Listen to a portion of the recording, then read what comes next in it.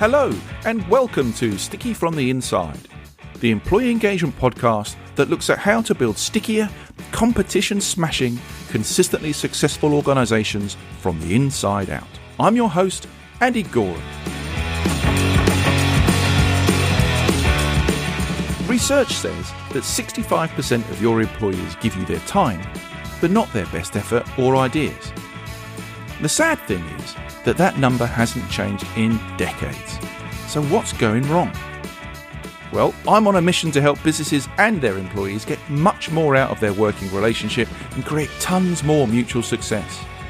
This podcast is here for all those who believe and want that too, and for those who'd like a little help and guidance in achieving that. Each episode will cover the topics that can help you create what I call a stickier business.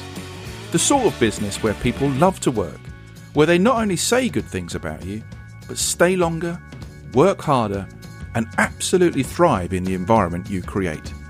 And where more customers stay with you and recommend you to others because they love what you do and why you do it.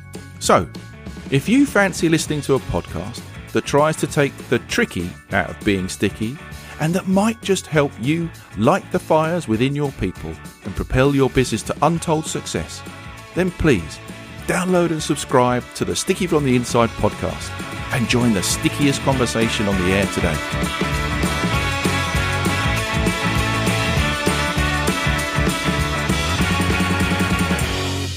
So here we are then, episode 2 of my Sticky from the Inside podcast. And today I have my first ever guest with me, and that honour, which, let's be honest, might be a little premature. We'll see how the episode goes, is the lovely Karen Turton. Now, Karen is the Learning and Development Director for Transition, a company that specialises in the development of softer skills for multi-site managers and leaders of tomorrow. Now, with a background of working for high-energy businesses in hospitality, retail, and leisure, and famous brands like Nando's, plus being a self-confessed serial entrepreneur, she knows what it takes to inspire and engage a workforce and create winning teams who go on to achieve amazing results.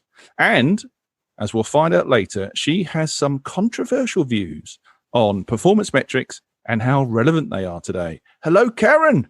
Hello, Andy. Thank you for having me. Well, thank you for joining me. It's so lovely to have you here. I think before we go on, there are two things I need to sort of highlight or confess, really, if that's okay. Firstly, we met each other a long time ago when we worked in a big, I'm not going to say the name at this point, but a big pub and drink company. Very long time ago. Yeah, there might be some legal issues.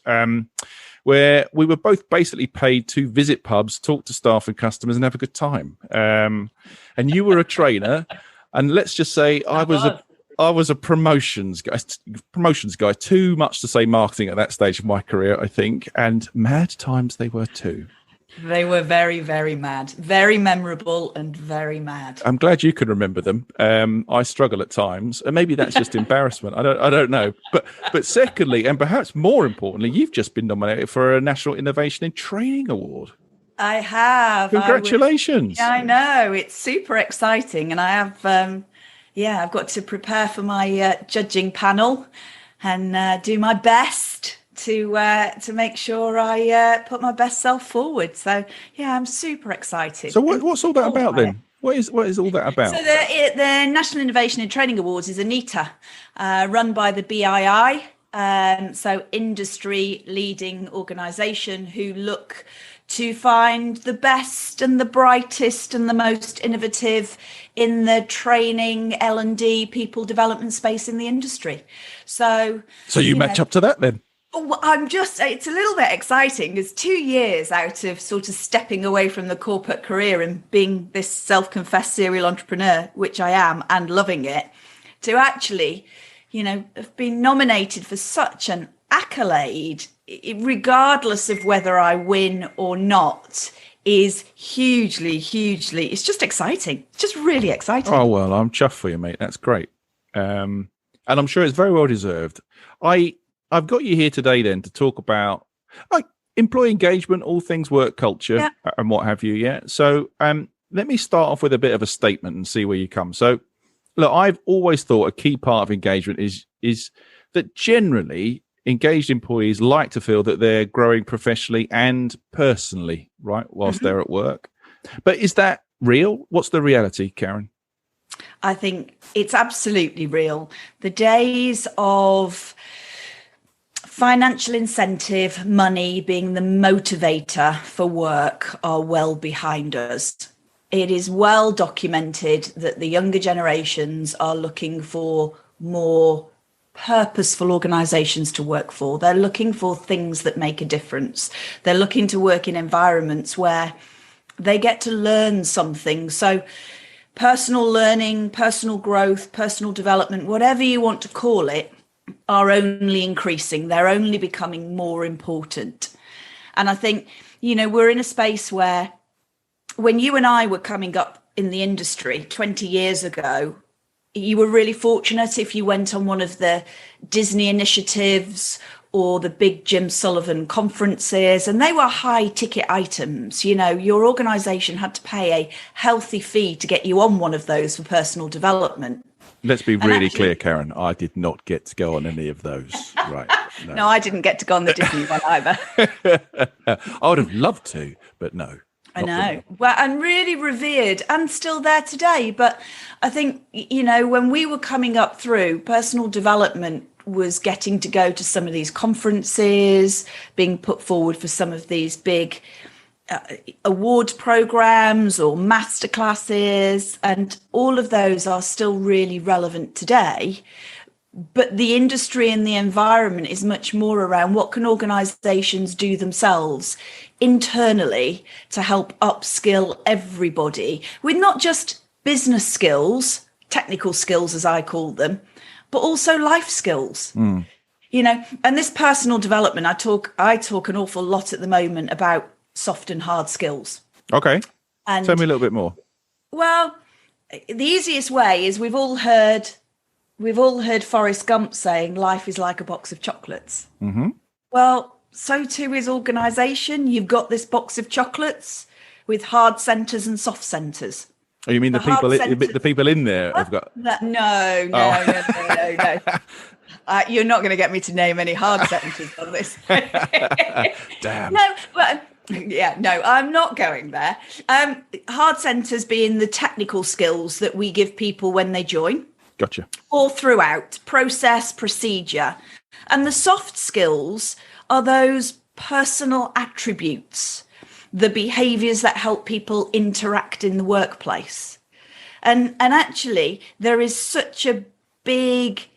there is a huge need, and I think you said, I have some controversial views, which we'll touch on, but there's a really big need for organisations to focus more on those soft centres than the hard centres. Okay. So like in your space, in multi-site, hospitality-focused businesses, right? Mm-hmm. Jim Sullivan's made a good living in that space, talking about the keys to multi-site leadership, Absolutely. Right? Absolutely. Is that message still relevant today, or is it slightly changed? Because I would maybe stick him in your technical box a bit. Absolutely. And if I think about an example from one of Jim Sullivan's sessions, and I remember it clearly to this day, and I used to train it into people. One of his fundamentals was, watch the pennies and the pounds will look after themselves. And he used to talk about, not throwing the teaspoons in the food bin when you're clearing the tables. Well, yes, great. But actually, where does the mindset piece come, the behavior piece come that actually enables, the boys and girls who are clearing the tables, rather than just hurtling, the stuff that's left on the plate in the food bin. And yes, these days we recycle and we separate it and all of that. But actually, how do we help them understand the impact of their actions on the overall business performance? And that's mindset. That's looking through the lens differently.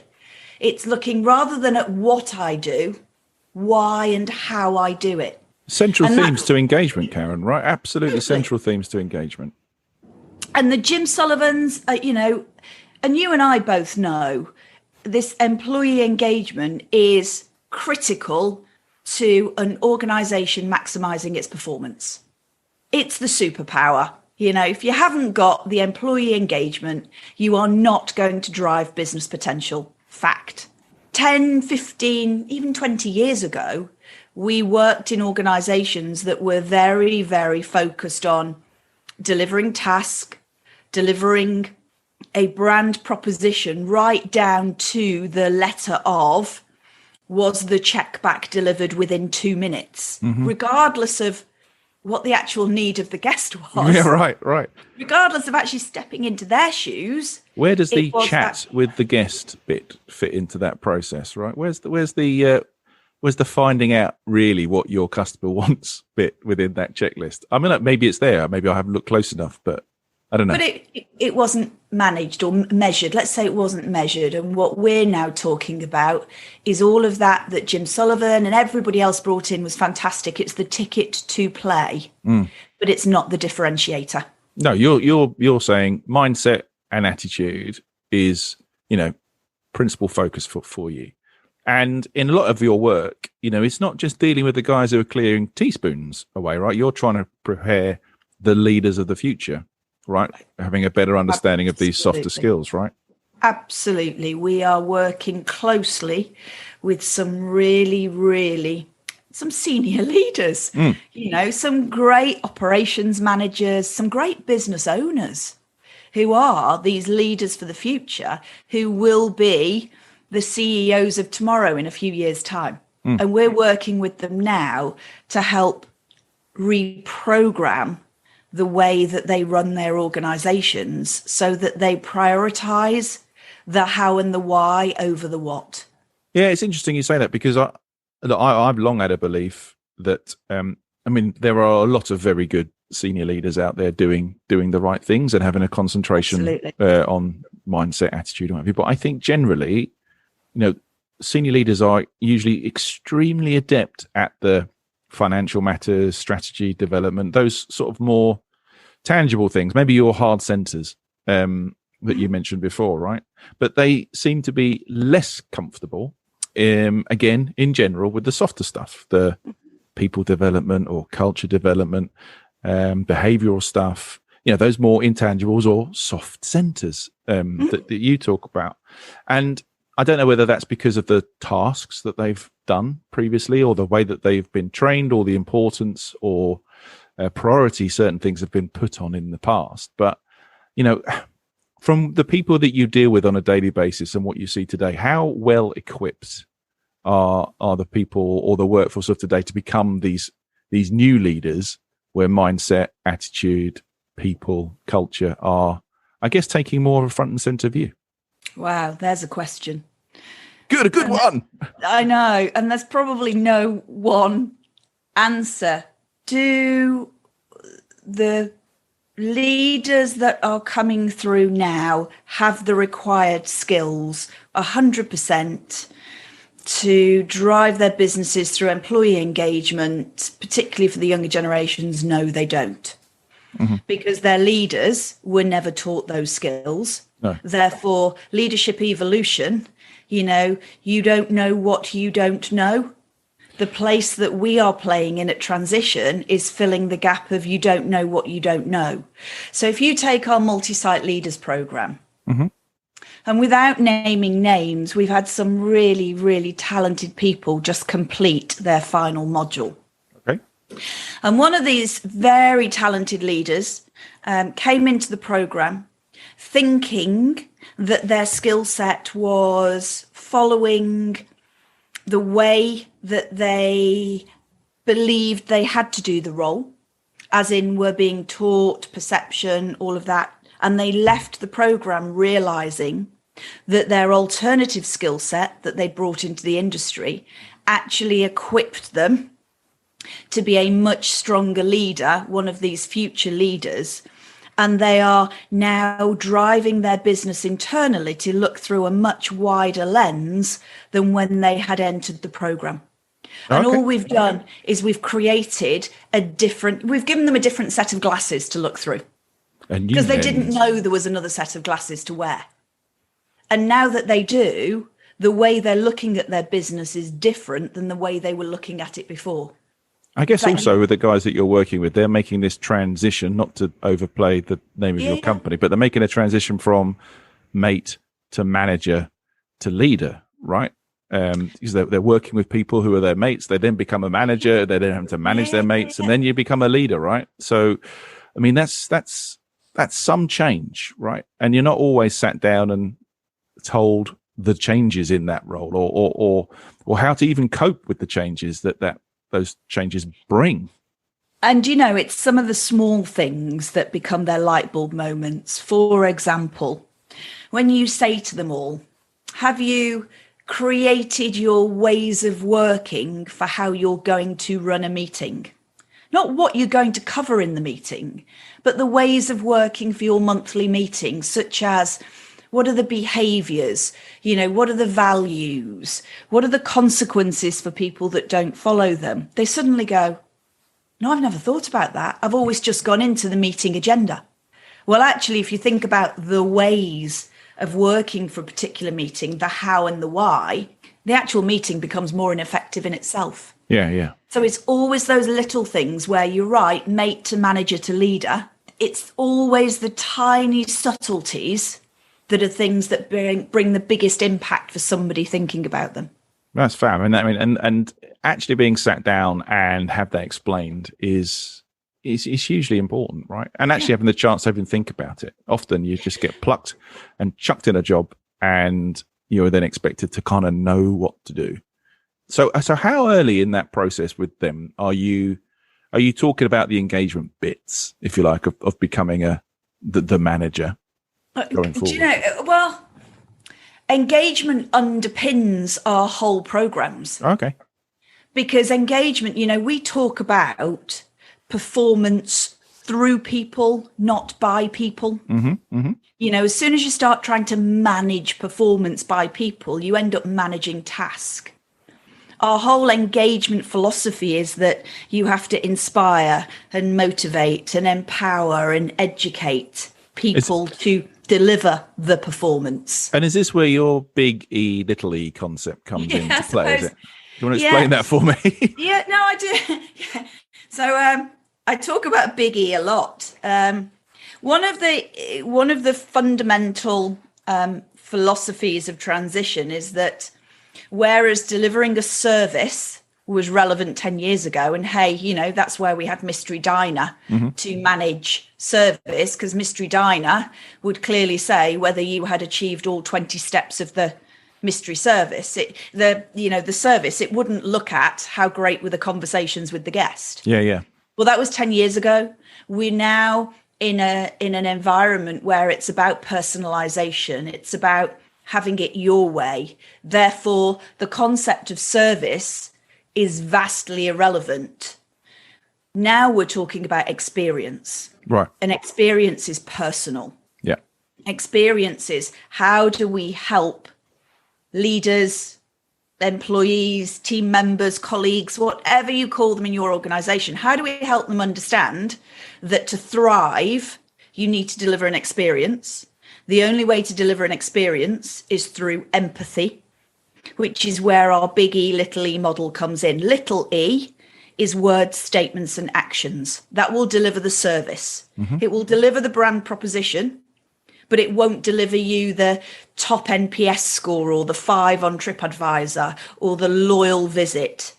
It will satisfy the need of that visit, but it won't go any further. Or to your point, little e won't make something sticky. Yeah. That's where big E comes into it. Big E and sticky. But I mean, perfect. What a blend. It works, doesn't it? Yeah. Big E. And big E is mind, heart, and behavior. So hard skills, little e, deliver the service, overlay it with this big E, mind, heart, behavior, connection, relationship, and you've suddenly got an experience that people talk about. Yeah, it's interesting because I think I once was lucky enough to sort of sit down at a corporate dinner, back in the corporate days, and fellow 49ers fan, Martin Johnson, he won a World Cup rugby as well at the same time, right? Was on my table. And one of those embarrassing situations where you've got a superstar on your table and no one wants to talk to them because they're embarrassed. But we had a pretty good chat. I wouldn't say we left as best mates, but we had a good chat. And he talked about during the World Cup, big talk, little talk. And it's very similar concept to what you talked about. You know, on the pitch, there were little bits of chat in little groups. And these were about, you know, the backs doing something specific in a move, you know, really thinking about the little bits of technique that were required or gaps that they'd seen. And big talk was when the team came together to galvanize and move forward as one, as a unit, and play back to their values. And it's very similar to what you're talking about. You know, the philosophy is well known. All that we do at Transition is try to make things simple. You know, when England won the World Cup, a lot of it was credited to their psychologist, and I forget her name, but I think it was Pippa something. And her whole remit was, how did she, to your point, drive the relationships off the pitch in the locker room? Beyond I'm going to tell you what I want to tell you, but you're never going to really get to know me. Mm-hmm. As soon as those players started to understand each other on a much deeper level, their play on the pitch evolved to a different level because they were wearing each other's shoes. They could anticipate, they could move, they could adapt, they were agile. Mm-hmm. And that's Big E. Big E is knowing that when the young couple that come in for their first date post-lockdown, the service that they're going to give them is very different to the service they're giving the mum and dad with the kids that they've just picked up from football and want to feed them before they throw them in bed for the evening. That's when the experience becomes... And this stuff sounds like incredibly obvious, right? So why... But it doesn't happen everywhere. So why is that, do you think? What's getting in the way, Karen? I think the honest answer is I don't know, but I'm about to find out with some research. Oh, okay, tell me more. Yeah, well, I will do, because my theory, and I do a lot of reading, and everything you read, my theory is very much around organisations have set resources that they have to use in the most productive way to get the maximum benefit. Mm-hmm. So you're going to go and fix the things that are easy to fix. We always hear the term low-hanging fruit. Fixing behaviour is not a low-hanging fruit. No. Because every individual is wired differently. Therefore, every behaviour is different dependent on the individual you're talking to. So to actually go and try and change this is fundamentally hard. I know, but I think that's why I think a lot of these... The leaders today struggle with the overwhelm associated with the softer cultural stuff. It's like, oh my God, I've got to teach everybody something different. I've got to treat everybody with completely different scenarios to everybody else. That's too much. Oh, spreadsheet. Yeah, I can manage that. I'll concentrate my efforts on that because I can help leverage the business that way. And I think finding ways to kind of like reduce this overwhelm or the perceived overwhelm of, it's too hard to build culture. It's too hard to kind of drive engagement continuously. Let's concentrate on other things. Got to find ways to make it better, make it easier for people. And I think that's the key. They're part of the reason I stepped away from the corporate world to do something entrepreneurially in this space is because it's needed. Mm-hmm. B, it's not as hard as people think it is. And C, it makes a difference to people's lives. Oh, gosh, I've seen it. I make a big deal about when I talk to people about seeing the lights go on. But you do physically see the lights go on when someone kind of gets it and understands what their place in all of it is. And totally. It doesn't need to be complicated. I think consultants try and make it complicated because that's how they earn their coin. But I think ultimately, make it simple, pass it on. If you think and I'll talk about the research in a second, but one of the things through lockdown that Transition pivoted, because when we realised we couldn't do face-to-face, we started our Hangouts. Mm-hmm. And our Hangouts started, lockdown on March the 17th or whatever day it was. Within 7 days of that lockdown, we had pivoted and put an online training community together where every Friday for 30 minutes, we would introduce a soft skills concept. Mm-hmm. Just one every Friday. Last Friday, we achieved week 29. Wow. And what we say with those soft skills is we circulate to everybody that attends. And up to date, we've had over 300 people now attend at least one of our hangouts. And a lot of them are regular followers. But to your point, we send the slides out, we send the models out, we send the concepts out totally free of charge. Because if we can help change this focus from the inside out, then it's going to add value down the line. It's not always about money or finance or performance. It's about making a difference to people's lives. 100%, mate. 100%. I mean, I think if you're doing this stuff to help leaders, and I use stuff completely incorrectly. Yeah. It's not big enough term to decide what you're doing, really. But you're doing more engagement. You're trying to get them involved, trying to make it simpler, and thinking about performance. I mean, and you've said to me that current performance metrics are irrelevant. So going forward with these new managers, new leaders, what is it then that you're going to get them to concentrate on? I mean, is this what's going to come out of the research, or is this feeding the research? What's the story here? So the research is about identifying current behaviours with soft skills. Mm-hmm. I talk about this metaphorical box of chocolates that an organisation has. You know, what I want to know through some research with the industry is what percentage of those chocolates are currently hard skills, what percentage are soft skills. The hypothesis being probably only 25% of any given box of chocolates is soft skills. It's the wrong way round. You know, if we think about it, we recruit people based on those personal attributes, those soft skills. Typical job description will talk about an empathetic ear, being able to give and receive feedback, or behavioural skills. And then as soon as we get that person through the door, we train them on fire safety or health and safety. And we've kind of flipped from what was soft to hard. And we kind of need to flip that back. So the research will help inform us how big a problem it is. Right. I think it's quite a big problem that needs fixing, but the research will help absolutely, you know, and I don't want to say a number, put a framework around our thinking that we can help other people understand. Moving forward, the metrics such as, you know, a business review where the area manager historically would focus on. I did it as an area manager. It's what I was trained to do.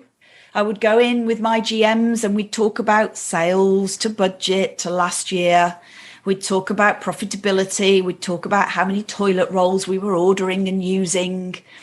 And I make light of it now. Well, it's very topical now, toilet rolls. I suppose it is, isn't it? Yeah, really? Very important. Absolutely. Didn't even think of that. But I would only then talk about employees living the values, or how were we rewarding or praising individuals for exhibiting the right behaviours. They probably took 20% of the conversation, if that. Yeah. Whereas the disruption today is how do we flip it? Because if you're not living the values, if you are not exhibiting those behaviours that the organisation is going to pride itself on, then you're never going to deliver the performance in the first place. No, we're not. And for this podcast, you've now opened up a whole opportunity for me to bang on about values and behaviours for the next 40 minutes, which we do not have, Karen. No. So that is a chat for another day, my lovely. You can pick that up wherever. But they're the important bits that need focusing on. So the metrics of the future, the metrics that we pride ourselves on looking at in transition, are those metrics of employee turnover or retention or engagement surveys, or, you know, actually how do you encourage somebody to want to do their e-learning rather than compliance management? Yeah, encouragement as opposed to compliance. Yeah, I think, that's the message. Yeah. Well, look, as we get close to the end of our time together, we have come to the part of the podcast I like to call sticky notes. Okay, so this is where my guest leaves us with top 3 things that people can take back to the ranch today and start improving the engagement of their people and begin creating a stickier working environment and culture. So, Karen, What sticky notes are you going to leave virtually on the walls of the Sticky from the Inside podcast today for my listeners? Sticky note number 1 would be understand what your box of chocolates looks like. Because if you don't know your balance of hard and soft skills, then you can't then fix any problems that are coming. So sticky note number 1, what does your box of chocolates look like from a soft and hard centres point of view? Sticky note number 2 would be drive a big E focus throughout your business. It's about experience and not service. It's mind, heart and behaviour, not word statements and actions. And sticky note number 3 would be lift your head up, look through the windscreen of your car and not look through the rearview mirror at what's gone behind you, because it's in the past for a reason. It's about what we can do rather than what we didn't do. Oh, lovely. So let me just see if I've mentally kind of like memorized those things. Number 1, know your box of chocolates. After all, everybody loves a chocolate map. I can't dive into a box without the map. It's nice. I like that. It's yeah. too overwhelming, right? Number 2, experience, not service. Simple. Goes deeper than just the tick box of delivery. Yeah, get involved. And the third bit, look up, look forward. The back's finished, right? Fantastic. Okay, marvelous. Perfect. Karen, thank you for those. They're my first 3 sticky notes on the wall. I hope over the weeks to come that they'll be surrounded by others, but they will always be my first. They will always mean something very special to me. How exciting. I get to talk about chocolate on your first ever podcast. I know, brilliant. Absolutely fantastic. Not quite the topic I was expecting to talk about today, but hey, whenever there's an opportunity to talk about chocolate, I'm in. It's always going to be random. It was always going to be random with me on, so well, cool. Bless you. Well, brilliant. Well, that's about all we've got time for, Karen, today. So thank you so much for sharing your thoughts with us. You're welcome. I think you've given people plenty to think about and given them some really practical tips on how to help progress with their own journey. Good luck with the award nomination. Thank you very much. I'm sure it's in the bag. And I look forward to seeing you soon. Anyone, if you'd like to find out more about Karen and transition, you'll find all the information and the links in the show notes. So it just leaves me to say, thanks very much, Karen. Thanks very much, Andy.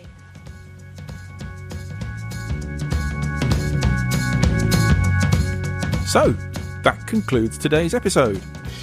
I hope you've enjoyed it, found it interesting, and heard something maybe that will help you become a stickier, more successful business from the inside going forward.